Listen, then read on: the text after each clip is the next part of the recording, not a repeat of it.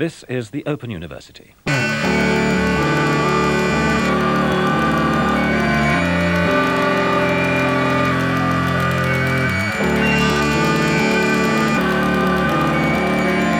Hello again, this is Tranche 3, Part 3 of my account of the process behind my Krambambuli record, which I think is finished. I really think it's done. I'm kind of done physically. You can probably hear my voice sounds quite weak. And I had quite a bad couple of days when I had a headache from my eye not eating properly and not moving properly. And so it kind of caught up with me that just the physical intensity of making an album the way I make them. It seems to be the only way I can work is to do these bursts of very intense composition, recording, video making, in this subtly compulsive way. It's really compulsive. I don't really, obviously don't do it for money. I do it to express myself, but also because it's a weird compulsion. Perhaps it's therapeutic, or it's my way to connect to the world in ways other than being simply a passive consumer or tourist or whatever it is I do the rest of the time, drinking cups of coffee in pleasant places. You reach the end of that sort of pointless freedom, delightful though it is, travel and consumption, and you need to produce and you need to say who you are, find out who you are, scrape up some content from the emptiness within, whatever. I'm starting to sound like the Hancock poetry satire, which pops up in actually the first of the last of the 5 songs I'm going to describe. Slumming in my slutty little rockery all day. Wegovy and Ozempic, Oxycontin, Percocet. De facto democracy is done. Mustard plates of hellebore. Yes, it is unfair. So this is kind of returning to the dramatic roots of this album, the Megumi Satsu kind of influence, which has really guided me to try and find my own inner Megumi Satsu for this whole album.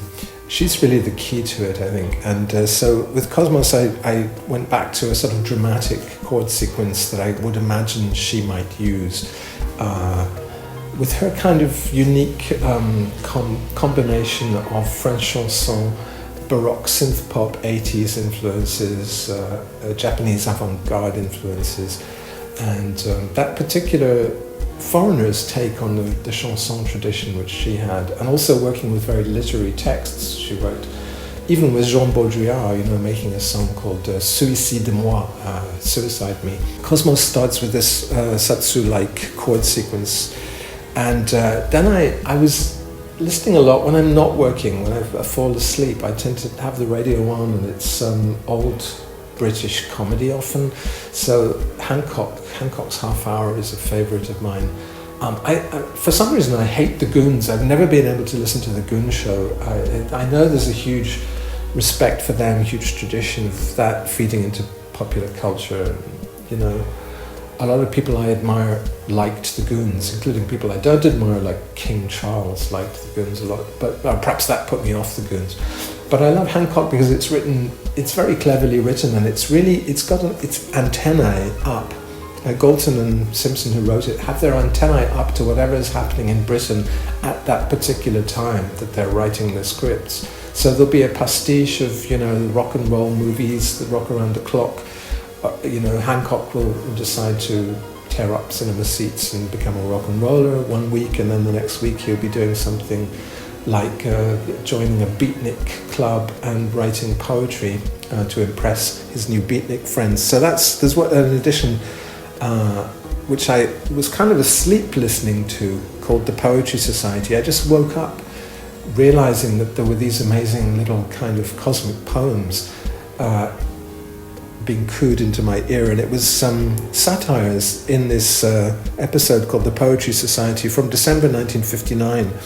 And it prefigures the film The Rebel, where Hancock in, I think, 1962 or 63, plays an artist, a sculptor, part of this demi-monde of beatniks and existentialists and bohemians, which he loves to pastiche, but also was fascinated by, and this is something I keep coming back to, I'm always fascinated by how pastiche, like the Hair rock opera, for instance, is the best summation you could find of the hippie movement, despite not really coming from the hippie demi-monde itself.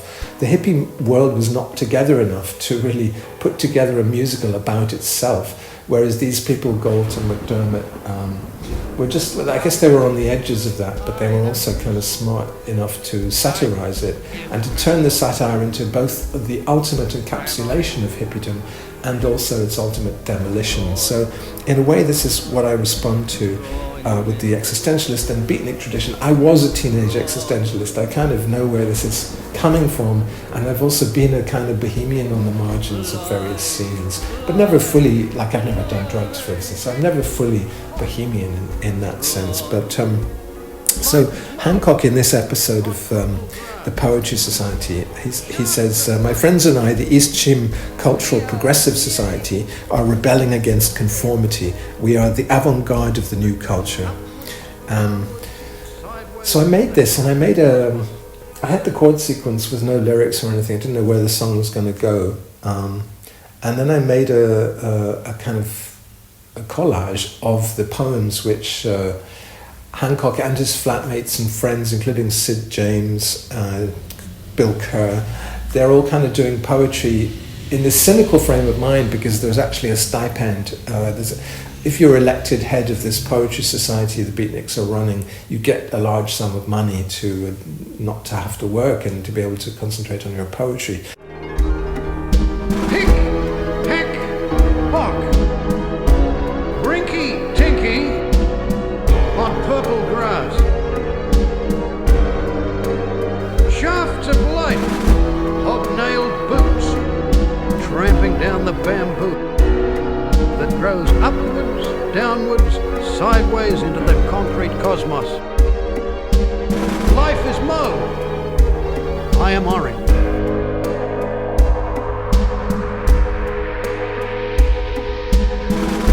You're orange and life is mauve.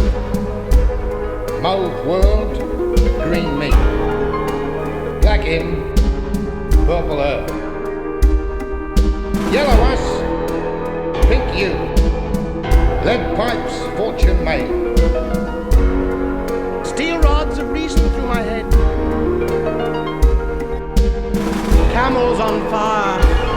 Like a golden flash, cleaving the skies. Striped horses prance the meadow wild. Life is a fraud. We are merely insects existing on the tail of a turtle. Life is cream. I am puce. Life is mauve. I am orange. Sid James inevitably attracted to the money side of it, but they're all doing these little poems to, and Hancock thinks he's the only truly inspired poet, but the Beatniks don't like his stuff as much as they like Bill Kerr's poems. Unfortunately, Kenneth Williams was not in this episode because conflicts with Hancock by this point had ejected him from the series. So I just made the whole track a kind of collage of these supposedly pretentious, supposedly self-demolishing, derisory poems about life is green, I am puce, we're all in the concrete cosmos, ever growing, expanding, sort of like the kind of drug ravings of a lunatic. But I thought there was a great poetry in the way they read them, and I thought it was fine. It was a pastiche which was kind of achieving something which maybe even the original scene was, it's obviously trying to make fun of Ginsberg and people like that, and Howell, the beatnik poetry scene as it was hitting the world in the 50s. So it wasn't really enough to just have it worked really well musically to have these fake poems across the music, but I wanted to make a song as well, so I scrapped the collage bit, and then I went and made my own lyrics, which were from my own most pretentious phase of lyric writing, because I have a whole stack of notebooks here with my old writings from the 80s, mostly from the 80s, when I would have handwritten notebooks always in my pocket and writing. either quotes, it was like a commonplace book of quotes that I would find in books I was reading or just here around me. But also the ideas of song titles and song ideas and directions I wanted to take, and yeah, just kind of notebooks. So I looted those old notebooks for the lyrics, the song lyrics. Things like Flowery Poems for Ugly Women, which was a title I wanted to use, The Satan of the Botanical Garden, etc., etc. So it turned into a song about escaping from one's inner demons, one's inner foes, my official opposition, as the song says. It's a hidden basement poltergeist drinking gin and peppermint. These were all images really just taken randomly from different parts of a particular notebook. I think it was from approximately 1988, this notebook. And so I made a song out of these random lyrics. And it seemed, the thing about songs is that no matter what their origins are, they might just be little magpie fragments from anywhere, little bits of your own work or little bits of other people's work, but they all add up, they tend to add up to more than the sum of their parts. So I then edited on as an end section the pastiche, the collage of the Hancock poetry, and then it becomes this other thing. So the song title even comes from the Hancock section, Cosmos. It should really be called The Satan of the Botanical Garden, but that it's a bit long. I don't like long titles these days. I like these short 1 or 2 word titles. So it became this song called Cosmos, and the video shows Megumi Satsu again. It shows the eruption of the Canary Islands volcano in September 21. There was Cumbre Vieja volcano in La Palma, which erupted, and there was very dramatic live video footage of the eruption. Volcanoes seem to be a constant theme in this album, not just this album, because there was that song Under the Volcano and Athenian as well. And then there's an animation from a French book program, which I also used, which seems to relate to Kathy Colvit's drawings and other things. So I like the line that it looks as if Megumi Satsu is mouthing at the end, which is that we're all merely insects existing on the tail of a turtle that grows upwards, downwards, sideways into the concrete cosmos. And the last words come from Bill Kerr, the Australian flatmate in the Hancock series. And I kind of like that mixture of utter sincerity and self-dramatization, the theatrical theme that the album's already been delving into, and the kind of mockery of the satire, mockery of one's own self-pretension. I think because I started making records as Momus quite late. I had a band before The Happy Family, but I didn't really become Momus till I was 25. And at that age you have a certain distance, a certain detachment from your own conflicts and pretensions as an adolescent and as a young adult in your early 20s. You've kind of come beyond that, and you can laugh a little bit at, you have an ironic distance from that character. So the albums like The Poisoned Boyfriend really look at my early turmoil, because I didn't have a very happy adolescence. I wasn't dating anybody. I was kind of very isolated in an ivory tower, an academic ivory tower as a student, discovering the work of great but rather depressing artists like Kafka and Beckett. And listening to this rather gloomy music by Public Image Limited and Joseph Kay and the post-punk music, which was kind of hard-hitting and gloomy. So I learned a kind of humorous, ironic detachment, partly from people like Leonard Cohen. And I think that's kind of what happens in this song as well. I'm kind of self-dramatizing but also mocking myself. So it's fine to use comedy. In fact, comedy, this is another theme that I've been looking at quite a bit, is how comedy records influenced mainstream pop in the 60s, partly through the fact that the Beatles were working with George Martin, who was also producing comedy records. But anyway, we'll get back to that theme. I had a misstep. I've had various missteps on this record, songs which haven't made it through. So there was a song called British or Death, which I then did next, which is like a rockabilly song, an outtake, definitely an outtake. And I noted that it was sung by a German spy trying to prove to a pub in Cornwall that he really is British. So he's saying, what a jolly old British or Death.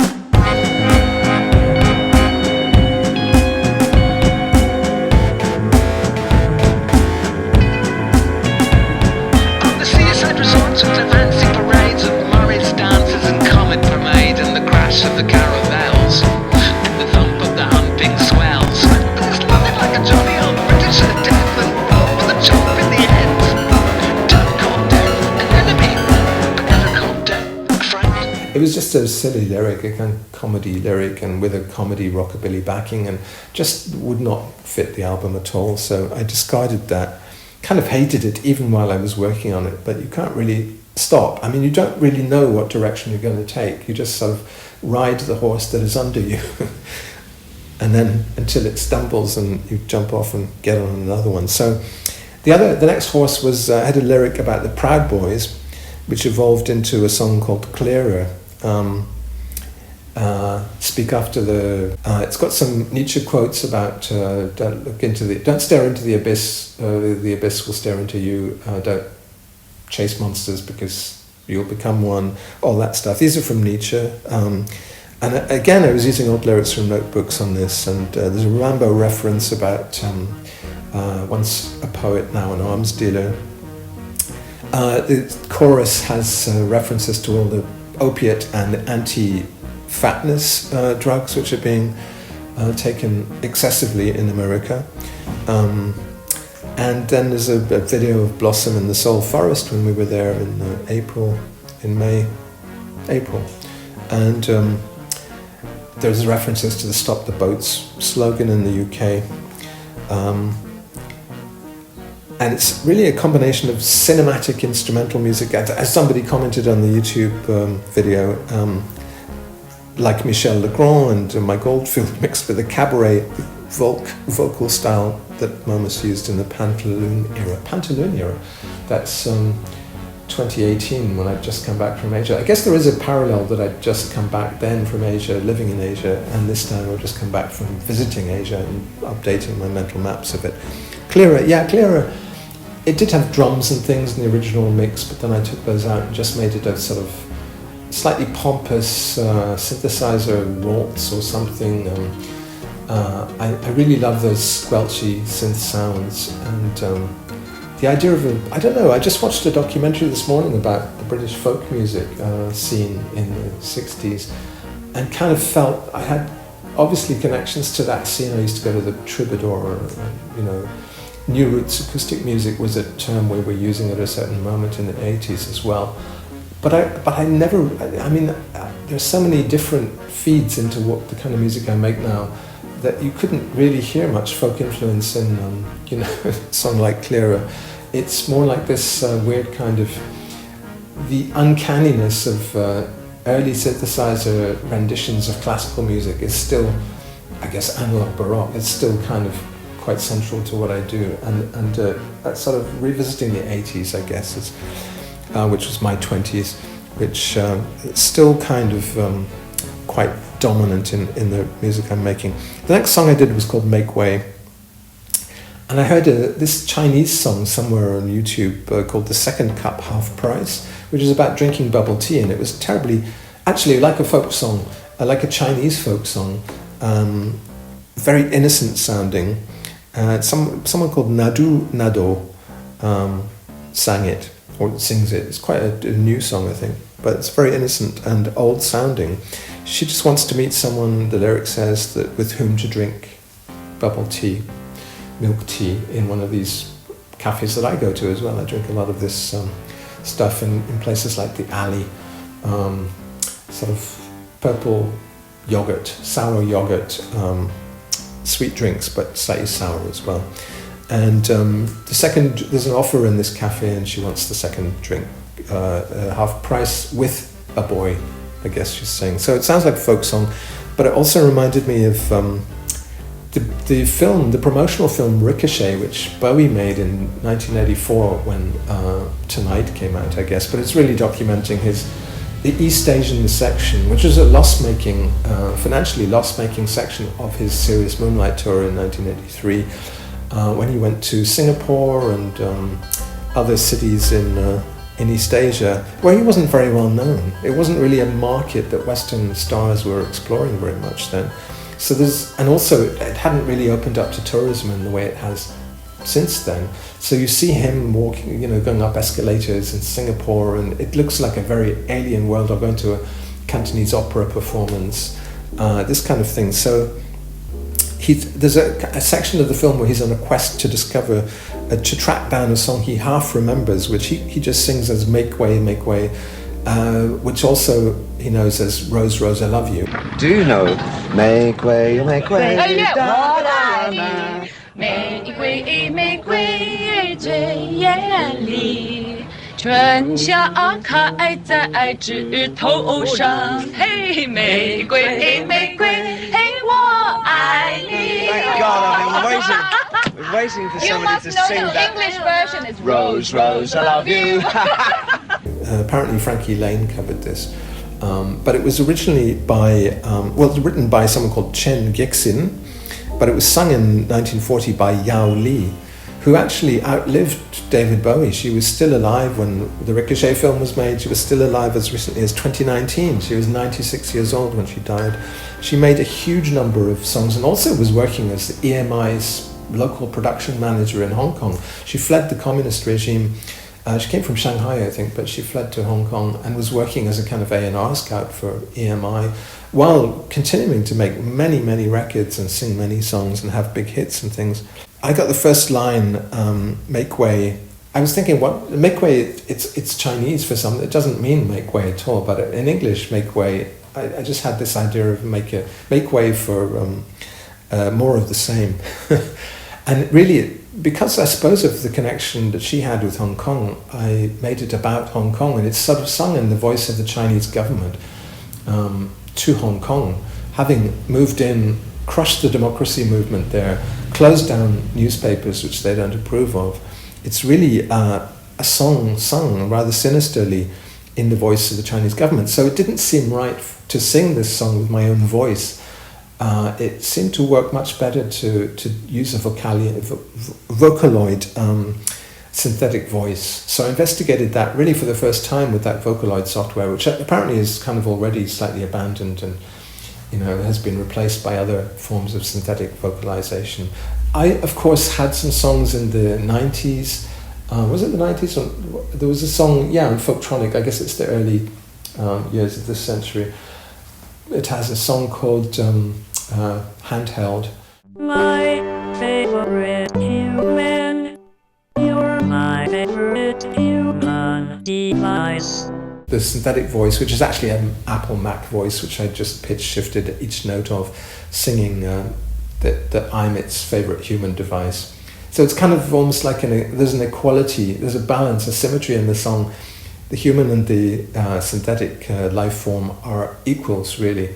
And that's a kind of scary prospect, which was a sci-fi scenario back then, but is now... And there was another song a bit later, Evergreen, which is synthetically voiced as well with the same technique. But now that we have actual software to produce actual voices, which get more and more realistic each year, and also it's the age of AI and of sort of sentient appearing tech which speaks to us and can respond in human-like language based on large learning models. It seemed a moment to bring that back. And some people hated it. It was very divisive. A lot of people have a kind of a skin-crawling reflex of horror when they hear it, in the way that people used to with pitch-correct software, which I used also a little bit, but steered clear of after a while. Because it became such a horrible cliche and a token of a certain kind of inhuman-sounding pop music, which you'd hear everywhere.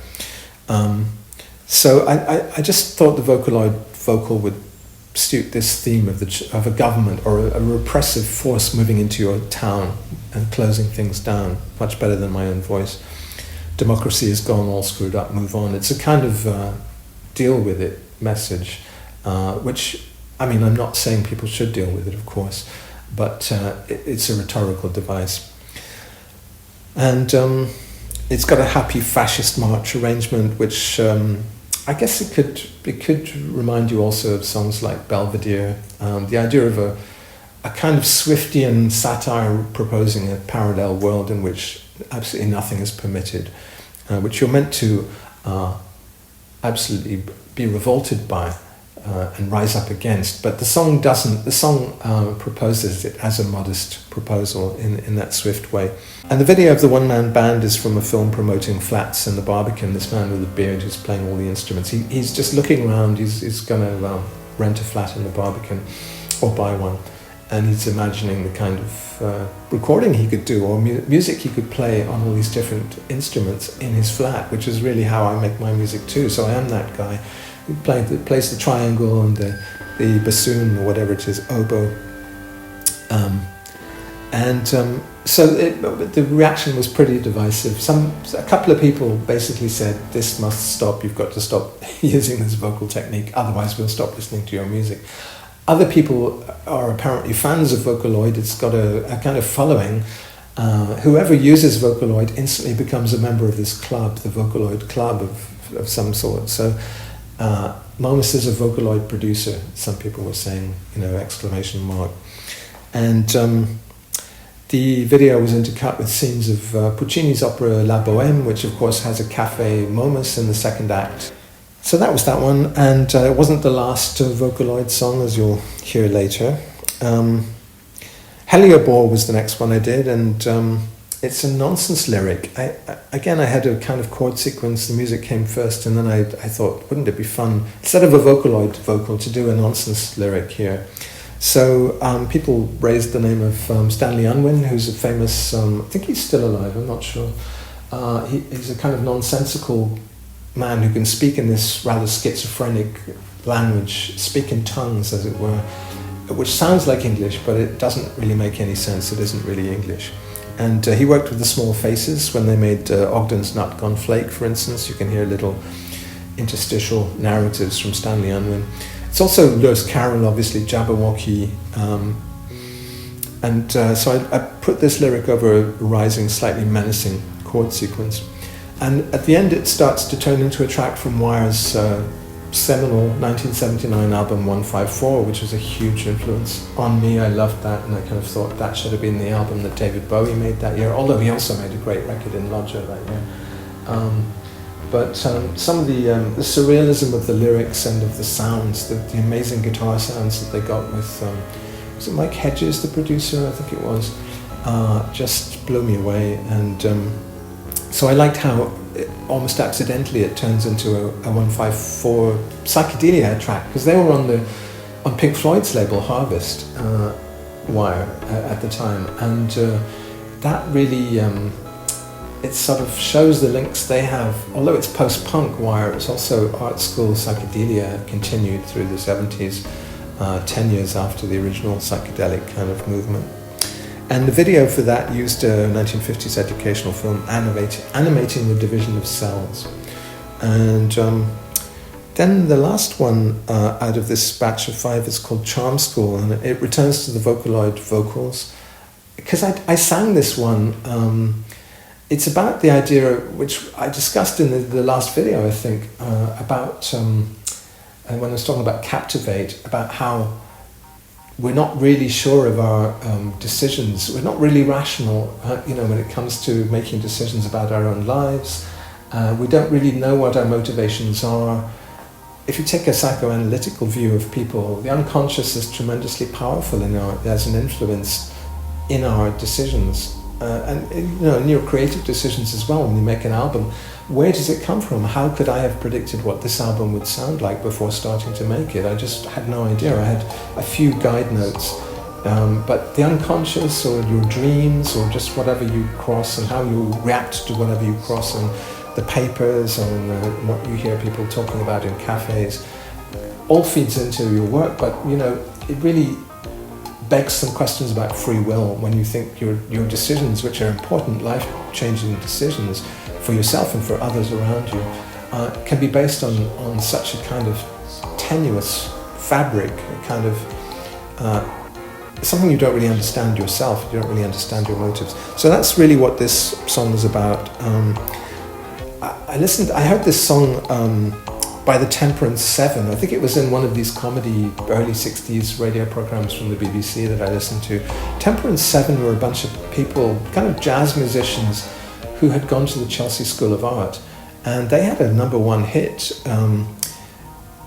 with a cover version of a kind of ragtime number from the 20s called You Drive Me Crazy or something like that in about 1962. And then they went in the following year, they were just making these songs for comedy radio shows and things, and then they sort of disappeared. But they were part of the same kind of scene as the Bonzo Dog Duda band, which of course spawned Neil Innes and Viv Stanshall and people like that, who are, I feel, very close to what I do because of this, what I was talking about earlier, this sort of crossover between serious art.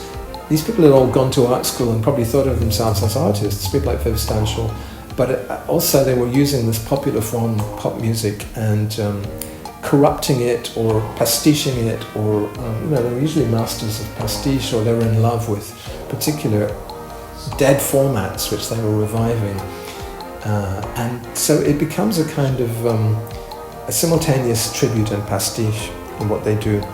And people in the 70s continued, with things like Manhattan Transfer. There were people doing sort of retro 20th century smoochy jazz music, pop music, whatever. Recalling that Noel Coward line about the strange appeal of cheap music. But so I had this song Brown Eyes, Why Are You Blue, from the Temperance Seven, and it was performed in 1964 with vocals by Alan Moody Mitchell. Very croony kind of stuff that you could imagine Brian Ferry, another art school crossover character, responding to, wanting to be that kind of crooner, in a kind of tongue-in-cheek way, but also utterly sincere. That's the thing, especially with Brian Ferry. It's completely sincere and it's also completely fake at the same time. There is no distinction between sincerity and artificiality, because he really wanted to be the smoochy crooner singer, but also, and the seducer and all the rest of it, but also he was a miner's son, he was from a different background, and so he had to fake it until he made it, until he became it, embodied it, a bit like Andy Warhol in America with the idea of glamour being elsewhere and then sort of embodying glamour for other people, but never quite feeling that you are yourself glamorous. There's a sort of void at the center of these impersonations, which is fascinating in itself. So anyway, I made this song, Charm School, about the idea of charm. We don't really talk about seduction and charm in quite the same way now, because we like to think we're all responsible for our actions and we all act, in ways which are visibly virtuous, and we try to be ethical, and well, some of us do. But the idea of charm has sort of gone out of fashion because it seems almost like a date rape drug or something. If you want to charm somebody, it's almost like trying to bypass their free will. So it is a question about free will. And it's the funny thing about this song is that it was really about that question of free will initially. But then when I put the video of the robot, when you use the Vocaloid vocal, and then you find a visual correlative for that, of the robot, there's a Japanese robot which conducts orchestras and sings at the same time. When I put that together with it, it became a song about artificial intelligence and about the impending takeover by more intelligent machines of our civilization. Because we're reading a lot just now, I'm reading a lot of essays and articles in the press about how we are doomed now because this more intelligent life form is going to outsmart us, and anything which outsmarts you tends to dominate you, if not exterminate you. So I'm reading a lot of clarion calls, a lot of alarmist perhaps clarion calls just now, saying we've got to regulate AI right now because it's coming and it's going to do us, it's going to take us over. So in the way, when this robot at the end of the song sings to the audience, are you really rational? Are you really in control of everything you do?